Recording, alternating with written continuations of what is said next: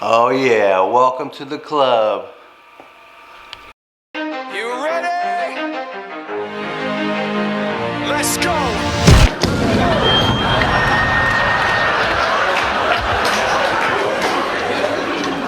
Mark, hold it back. Mark!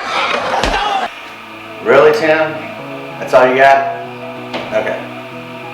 Well, I'm no Tim the Toolman Teller, but let me tell you, you're gonna need these tools in order to assemble this grill. Easy stuff. Phillips screwdriver, set of Allen wrenches, a rubber mallet, and socket set. Like I said, that's pretty much it. Pretty easy. Like I said, let's go ahead and get into this. Basically, I put it together. Hey everybody, so today I'm actually doing this unboxing / assembly in the comfort of my garage. It's a little messy in here, but it'll be okay. Just wanted to first and foremost tell you why I picked the PK grill. There's a couple of reasons. One, I'm going to be getting into some SCA state competitions this year, so I'm definitely going to need a grill that's portable and capable.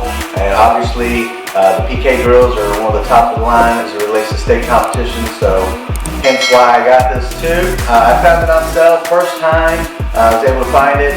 It's a reasonable cost for me, and like I said, it's actually the first grill that I've bought in a long time. So without further ado, let's get into it. Show you the assembly process. I'm going to do this in obviously, elapsed time, so it doesn't bore you to tears, but I'm going to show you this, and then we'll show you some of the features that I also acquired for this grill. And then tomorrow we're going to do a burn-in, and we're going to do it with some ribeye steaks, just like you would in competition, so you'll get to see that as well.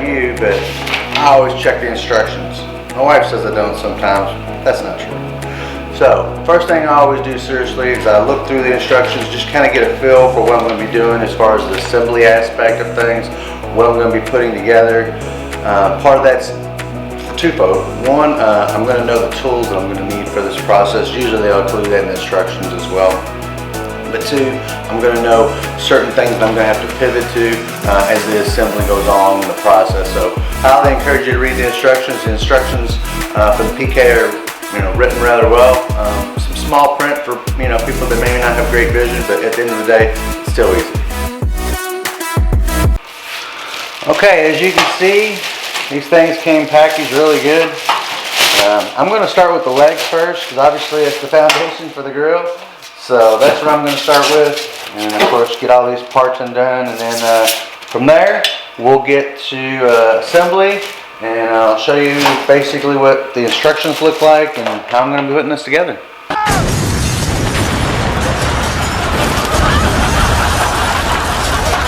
Now, this is one of the things I wasn't really sure about, but I'll tell you what, I think these are going to be good. The solid construction on these wheels will definitely lend itself to the portability of this grill.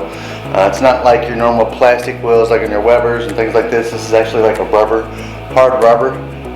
So let's get these on there, go from there. So I'm not sure if you can see this, but yeah, you can see I got these hubs that go inside these wheels. It's kind of a little confusing on the instructions.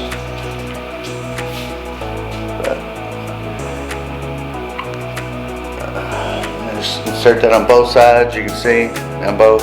Now we're just going to go ahead, put this on here. You can kind of see where the wheel will go at. Basically it's got this long bolt that goes through here. Each side of this, obviously you're going to have these little carrier pieces that'll help lock this into place. And then we'll just lock that on there. As you can see, putting this on this side. So yeah, there we go. Now we're just rolling. Same thing here, we've got the hubs, both sides. So basically I'm just gonna line this up here. Next, put in your locking piece. It's gonna lock into the wheel. And push that through. And put another piece on the other side. The good thing about this too is it comes with just the right amount of parts. I don't know about you, but there's been situations where I've had some extra parts, and that's not always a good thing. It kind of throws you off. But there you have it. The wheels are on. Let's go on to the next step. Alright, so basically there's a nut here on the back side, and on the front here it's just an Allen wrench. So I'm going to use this to tighten it down. And it's going to get these wheels locked into place, obviously. I wouldn't say tighten them too much because obviously you want to have a little bit of play, you want them to be able to turn. So same for over here. Just basically lock this down on this side. And then of course over here is where the Allen wrench goes in. So tightening that up just enough so our wheels are on there. We don't have to worry about them rolling off. So there we go. So I made a little bit of a snafu. Got excited, but I already got this handle kind of on here, and I'm not going to take it off. So I'll show you the assembly piece of it though so you can see it, but it's pretty straightforward. You just slide this down on here. It's already got two shafts that it locks into, and all you do is put the screws in. So make sure those line up, both shafts, and just screw that on. Basically this will require a Phillips to get that tight. Alright, so since I didn't get to really show you how the other one went in, this one will help out a little bit, but basically putting in the other handle side, if you will, it's very similar to the other one. Just going to make sure you tap it down there. If you don't have a rubber, obviously if you have a little trouble, use a rubber mallet so you don't damage the paint on here, but as you can see we got this in place, and we'll go ahead and get the screws in there. Alright, let's get the bottom in there. Basically, pretty easy. Just put that there. I like that they have vents both at the bottom and the top. That should be an interesting way to learn to do it for me at least, because I've never done that. But yeah, you just put that in there, the hinge side on this side. Let's go and get the other pieces in. Now I do want to preface this by saying I've already ordered another charcoal basket for this from the burn shop. It just didn't arrive in time, but in any case, that's basically the little thing there. And of course you will put the grates, and now I also have some grill grates I'm going to show you as well. These are just the factory ones. Alright, for some reason the nameplate doesn't come on there. I'm not really sure why. Maybe it's just a badge of honor, but anyway, I'm going to put that on there. It's pretty easy to do. Not much to it. Just basically put that plate on there, and then you have both a washer, star washer, as well as a nut to come on the other side, and that's pretty much it. You know, an easier way to do this would be if I laid it down instead of having it upright, but sometimes I like to do things the hard way. I'm going to try to do this the easy way by laying it down. But now I'm going to be putting the handle on there. Pretty sturdy handle actually. Impressed with it. So, should be good. Just got to make sure I got it up the right way. That's obviously key. Oh man. You gotta have fun, right? You can't always be so serious. So I do like the fact these are like slanted washers, and I'm assuming that's on there the way it is to help it land right where it needs to with these things. So yeah, it's pretty easy to put those on there, not hard at all. Now just gotta make sure it lines up. We're gonna go from there. Yeah, that looks good. Just gotta get the other one on there, and we'll be ready to go.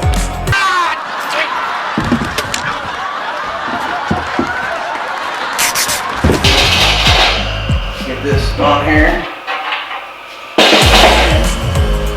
All we gotta do is get the tail piece on. We're good to go. So let's do.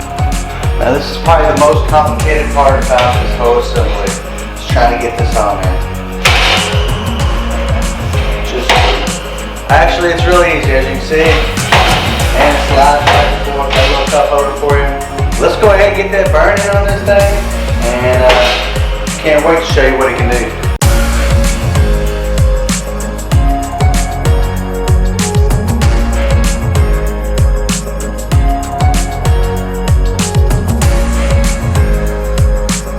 Time for the burning, if you will. I've already put some of my old Crime 6 charcoal down there, as you can see.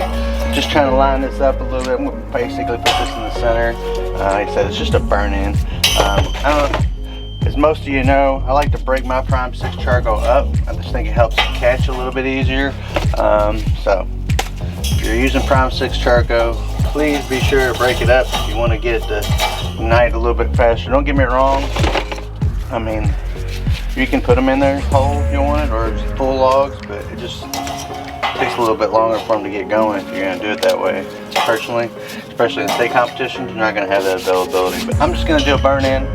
Normally I would get this set up all chimney style, but I'm just going to, like I said, get all this charcoal rolling just to get an initial burn-in on this grill. And we'll go from there. I got all the ports opened up down below, fully open. So let's get this started. All right, our inaugural burn-in on the PK grill. Yeah, I love using these fire starters from Duraflame. They just seem to work out. Like I said, normally I would do something a little bit different, but you know, in this case, I'm just gonna put some of the old Prime 6 charcoal on top, that underneath. Get that going. We'll dump that out there on top, and then we'll get this full burn in. I did put a piece of peach wood in there, just because I felt like it. You know, that's what I wanted to do. So anyway, we'll get this smoked up, get it all seasoned.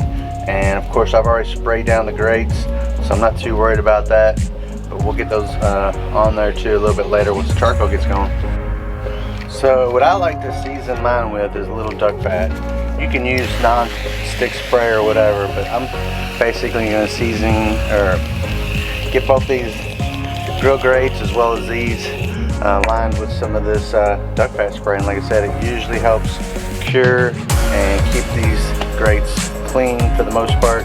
I won't be using this grate very often, I can just tell you now. It's a nice little grate, comes factory, but I'll be pretty much using the grill grates for the most part with this cooker. So I'm sure occasionally I will be using this because I do want to test out some things on that cooker, such as its smoking abilities, its indirect cooks, things like that. But it's primarily used for steak competitions. Oh yeah. Prime 6 charcoal is obviously lit. I'll go ahead and just throw this on there. Get that going. And then of course, we'll go from there. I'm going to go ahead and get this closed up, get this spread out, and let's get this smoked in. Alright, as you can see, I got some wood chunks on there. Just to help keep that fire going real quick. And then I'm going to go ahead and put these grill grates on top of here. Yeah, we'll get these all seasoned up, get the grill seasoned up. Should be a good one. Definitely looking forward to it. And get her closed up, and we'll see how it turns out. Leave these ports all the way open too.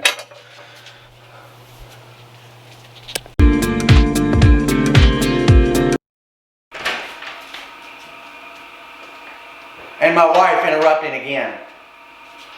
And I'm just going to screw this down here. Great. That's definitely going to make the blooper reel.